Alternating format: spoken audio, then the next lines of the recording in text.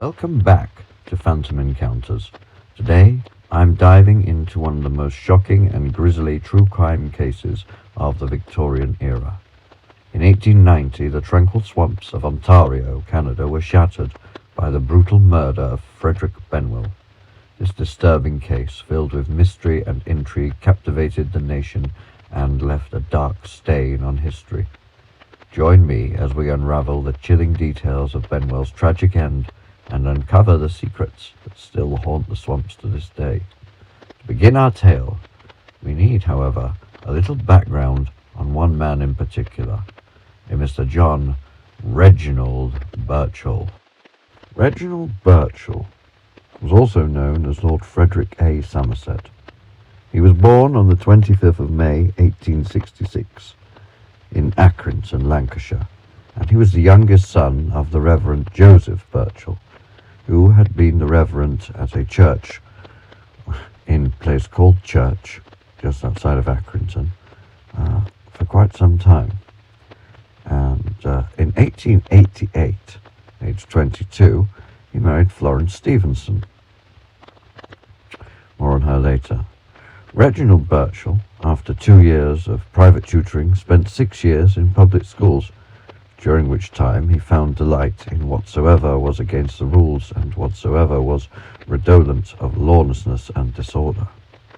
In the early spring of 1885, he entered Lincoln College, Oxford. Birchall had inherited £4,000 in 1878 from his father's estate, to be held in trust until his 25th birthday. Nevertheless, he proceeded to live like a young aristocrat, and through licentious activity, highlighted by his founding of the hedonistic Black and Tan Club at Oxford, he fell heavily into debt.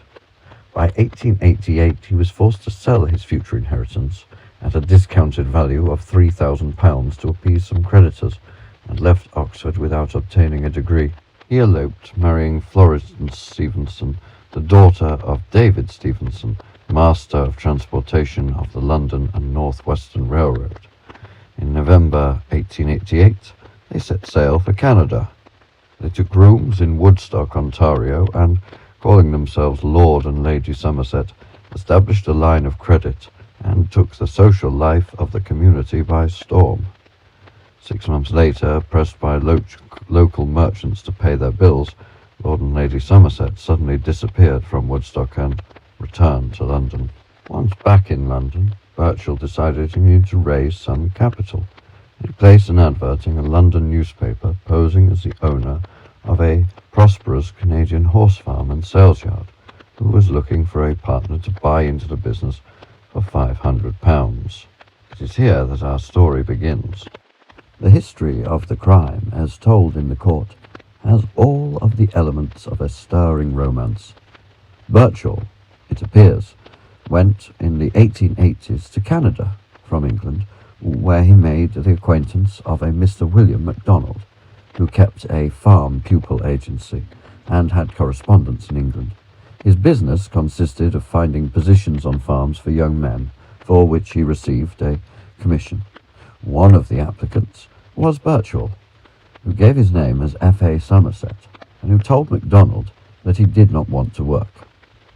Birchall seems to have found a plot to lure young Englishmen to Canada, and among others with whom he became acquainted was the murdered man Benwell and his father. From letters put at the trial, it was shown that Birchall represented that he had a farm and wanted Mr. Benwell's son, the murdered man, to join him as a partner.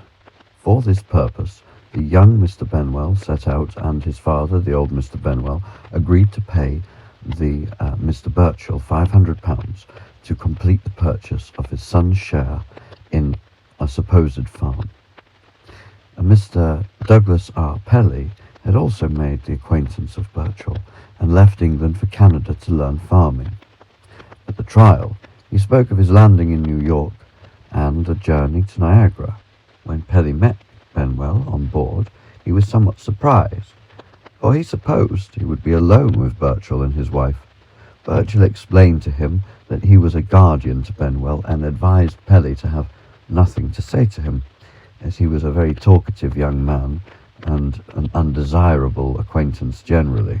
However, when Pelly got to know the young Mr. Benwell better, Mr. Benwell told Pelly that he was going to partner Birchall. But when Birchall was asked about that, he replied that that was only a belief of Benwell's, and he was not, in fact, as he had a private agreement with Mr. Benwell Sr. not to take him as a partner. In the presence of Mr. Pelly, the prisoner and the murdered man passed one evening in imitating each other's signatures, and in one of Birchall's letters to Mr. Benwell Sr., he tells him that the future letters would be written with a typewriter. Mr. Birchall, Mr. Benwell Jr., and Mr. Pelly afterwards journeyed to Buffalo. On the morning of the 17th of February, 1890, Birchall and Benwell departed for Eastwood, the nearest point on the line to the swamp. Birchall returned alone about 9 o'clock that evening. That same evening, Birchall went to see Mr. Pelly and told him that young Mr. Benwell was dissatisfied and had gone to London. Birchall took the deceased's box to the post office and crossed the same day to the American side and cashed a cheque at the Bank of Niagara. He also informed Pelly that he had received a letter from Benwell asking him to forward his trunks to New York. 4 days later, two brothers, Joseph and George Eldridge, found the dead body of Benwell in the swamp, sitting with his legs crossed and one arm hanging down each side. The back of his collar was torn away, and his hat, with the bands turned out, was lying about a dozen paces away. There were 2 bullet wounds on his head. The papers on the following day contained the announcement of the discovery of the body of Benwell, and also the finding of a cigar case bearing his name and eyeglasses belonging to the deceased. In the meantime, Birchall acted in a strange manner. He told Pelly that he knew nothing of the affair except that the papers contained an account of a murder which had been committed in the swamp, and when the deceased's cigar case was mentioned, and having been found prisoner to Pelly, that he was going to see if the body were Benwell's. Pelly suggested that he should go too. The prisoner went away and immediately returned with a false telegram in his hand stating that Benwell was in New York and requesting that his baggage should be sent. They talked the matter over, and Birchall went to Princetown, where the body had been conveyed, to see if the body were Benwell's, whilst Pelly journeyed to New York to see whether Benwell was there.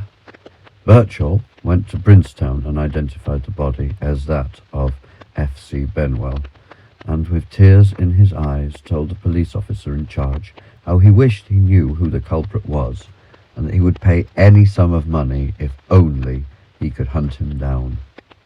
How the young man Benwell came by his death can only be gathered from the chain of evidence and testimony of the medical men who examined the body. Dr. Taylor of Princetown made an autopsy upon the body. He found traces of 2 bullets in the head, either of which would have proved fatal. From the position of the wounds and the direction the bullets had taken, he considered that it was impossible for the deceased to have committed suicide. Evidence was adduced to show that Birchall was familiar with the locality of the swamp, that the Falls district he was known as Lord Somerset or General Somerset, and that in the spring of 1889 he had made overtures to the owner of the swamp to purchase it. He had been frequently in the swamp hunting. The evidence against Birchall was of the most complete character. The White Stars Company's passenger list contained the name of Birchall, Benwell and Pelly. Of Birchall's trip to Niagara and the swamp alone with Benwell, the evidence was very full. The guard of the train, several passengers, a railway porter, all testified to seeing the 2 men, and they identified the dead body as one and picked Birchall out from the number of men as being the other. A Miss Choate heard Benwell at the station say to his companion, "I have been offered £500, and later heard Birchall say, "It will be the night before we get there." Several men were hunting in the swamp on the 17th of February, about 300 yards away from the spot where the body was found, and they swore that they heard shots, given the time of day, which corresponds to the theory of the prosecution as to the time the murder was committed. Then, to complete the chain, several witnesses saw Birchall return alone from the swamp along the lane which leads to the station at Eastwood, and they noticed that his boots were muddy, as though he had walked a long distance in the swamp. After the arrest of Birchall on the charge of murder, a gold pencil case was found in one of his pockets, with the name Connie engraved upon it, which was the name of one of the dead man's Christian names. The pencil case was a present to him from one of his relatives, and also bore the date of his birth. An imitation Ashcan cap was also found in possession of Birchall, which had belonged to Benwell. Also, a bunch of keys, which opened some of Benwell's luggage, was found in Birchall's room. Birchall appears to have assiduously stated that Benwell was addicted to gambling, and the defence set up at the trial that Benwell was killed in a row at a house of ill fame about 4 miles from the swamp, and that the body was carried to the spot where it was discovered. Prisoner Mr. Birchall was well known in Tenby, Wales, having stayed there for about a month. He lodged at the Lion Hotel and, it is understood, decamped without paying his bill. Benwell was buried in Woodstock, and on a Sunday in October of 1890, his grave was visited by thousands of persons, including a great number of strangers, who had been attracted to the town by the trial of Birchall. There was a continuous line of carriages passing the grave during the entire day. The grave was completely covered in flowers and ferns, as an English lady residing at Woodstock, having received a request from Benwell's relatives in England to care for the spot where the unfortunate Kingsman was buried. An order was received and was carried out immediately to put a line of birch trees all around the grave. This seems a little bit strange, as the person who killed Mr. Benwell was called Birchall. Could they not have thought of a different tree? Elm, maybe? Oak? That's the strangest folk, eh? Anyway, on with what happened to Reginald Birchall. On the 29th of September 1890, a Monday, the judge began his summing up at 35 minutes past 7. After some preliminary observations, his lordship passed on to the motive of the crime, dwelling in this connection at some length on the evidence of Mr. Pelly. If the jury believed the statement of Pelly when he said that he and the other two considered on the Sunday night what was best to be done, and concluded that Mr. Benwell and Mr. Birchall should go together to the falls, to the farm that Mr. Birchall was supposed to own there, if they believed this, and the further statements of Pelly, and also that the prisoner Mr. Birchall had no farm at the falls, what object, they must ask themselves, had Birchall in going there with the deceased? Next, the judge dwelt on the identity of the two men in the train with the prisoner and Benwell. He reviewed the evidence of Miss Choate on the subject and proceeded to analyse the testimony of other witnesses seriatim, leaving nothing doubtful in their statements. After further remarks, he, at 7 minutes to 10, directed the jury to consider their verdict. At once the jury retired to the ante-room to deliberate. Birchall, somewhat, it appeared, to be surprised, was removed outside, and the judge likewise quitted the court. When the doors of the courtroom swung open for the reappearance of the jury, the clock denoted 25 minutes past 11. With a simultaneous movement, the spectators surged forward as far as possible to get a close look at the 12, anxious to gather the least indication of the verdict from their faces. 5 minutes later, the judge reappeared and took his seat on the bench, and after sending for the prisoner, he ordered an official of the court to bring him an almanac. This was interpreted as an ominous sign, it being assumed that an almanac was required for the selection of the day of execution. At 11:47, Mr. Birchall entered the court. He was very pale and heavily chained, and walked with a bent head. The chains were removed as soon as he took his place in the dock. A death-like stillness pervaded the whole place, and, as the jury were polled, a pin could have been heard to drop. The judge then said, "Gentlemen of the jury, have you found your verdict?" The foreman replied, "We find the prisoner guilty."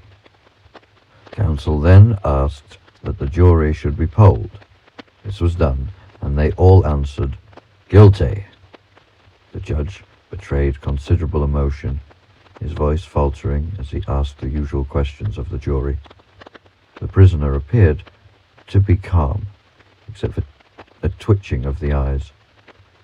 Counsel for the defense rose and asked the judge to reserve the case. The judge, however, replied that he did not think the counsel had any reason to ask for a reserve, and a verdict was then recorded. The counsel for the Crown, having moved that sentence be pronounced, the judge addressed the prisoner as follows: "Stand up, John Reginald Birchall.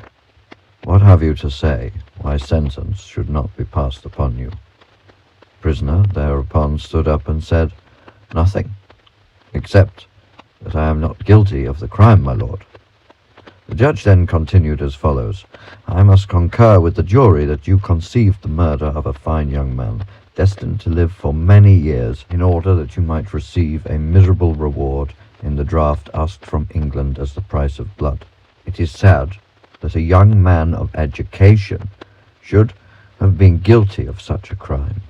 After a short period of marriage, and connected as you are with an estimable family upon which you have brought disgrace, I can hold out no hope of commutation of the sentence, and urge upon you to change your heart in the short time you are left on earth. The sentence of the court is that you be taken hence to jail and hanged in the yard between 8 a.m. and 6 p.m. on Friday the 14th of November." The prisoner did not show the least trace of emotion. John Reginald Birchall was hanged at Woodstock, Ontario, at 8:27 on the morning of the 14th of November for the murder of Mr. Benwell. The execution took place in Woodstock jail. Birchall spent 6 hours with his wife in the early part of the night, and it was 10 o'clock when his wife left him. The parting was touching in the extreme. Upon reaching her hotel, the poor wife remained in a hysterical condition for the rest of the night, until at length a sleeping draught was administered, and she then became more calm and finally fell into a slumber. After Mrs. Birchall left the prison, the Reverend Dean Wade entered and spent the rest of the night with the convict, who did not sleep at all, but listened attentively to the reverend gentleman's exhortations. At 6 o'clock in the morning, his breakfast was served, consisting of poached eggs, toast, coffee, and fruit. When the jail cook brought the meal, the prisoner smiled and heartily bade him good morning. Birchall ate with appetite, and then entered into conversation with Mr. Wade. Prayer and reading of the Bible occupied the time until 8 o'clock, fixed hour for the execution. At 7:30, the press and authorized spectators, a number of about 150, entered the jail. The scaffold was erected in the western yard, and the hangman proceeded to place the ropes and weight in position. The scaffold worked with a 350-pound weight on the end of the noose instead of the ordinary drop.